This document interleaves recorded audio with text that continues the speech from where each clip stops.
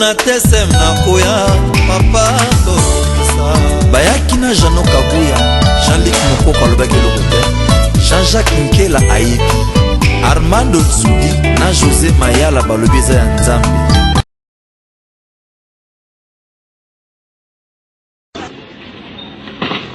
Tout le monde me connaît au nom de Germain.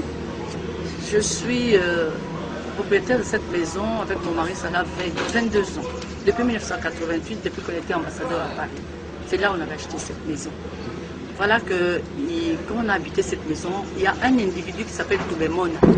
Mais son vrai nom, il s'appelle Richard Mwamba. Il a dit, il est venu nous trouver un jour, dire c'est sa maison, parce qu'en 1983, son soi-disant beau-frère, un Ivoirien, avait acheté cette maison et il est parti, il a laissé cette maison entre ses mains avec une procuration simple.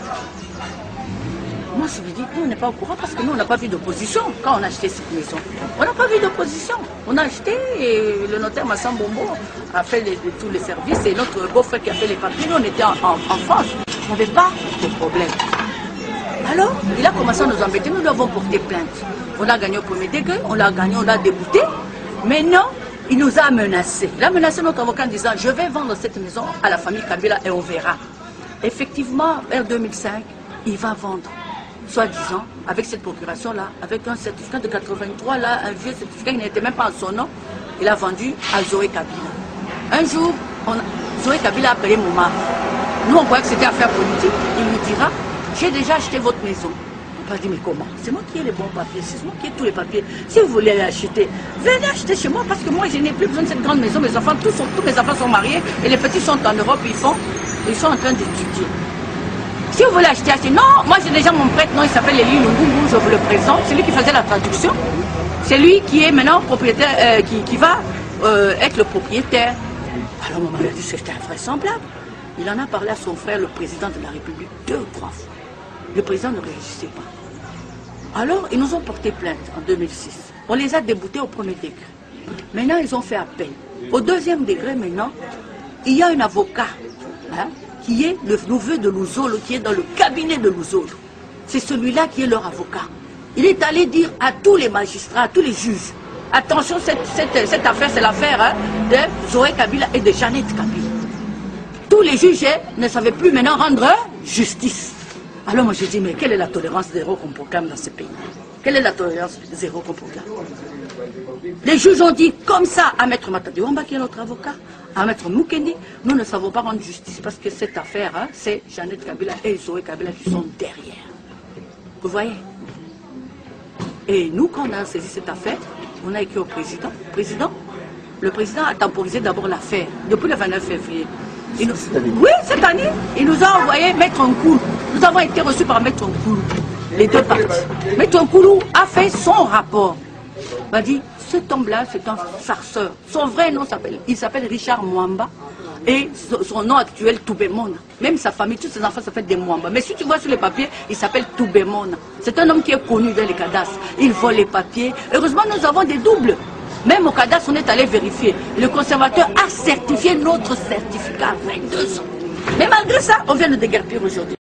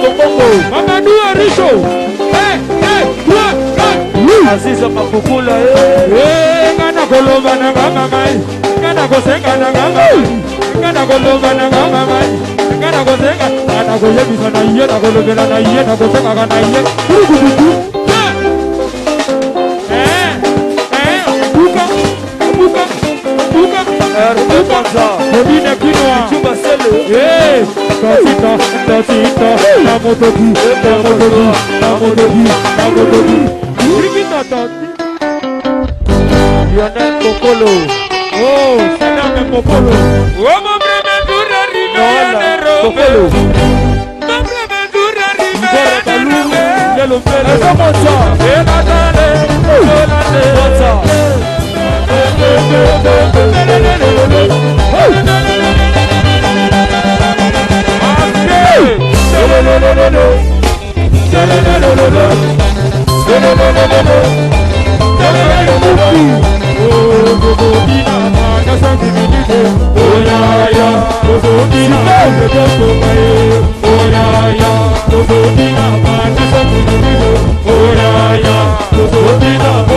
Lionel Kokolo. Lionel Kokolo.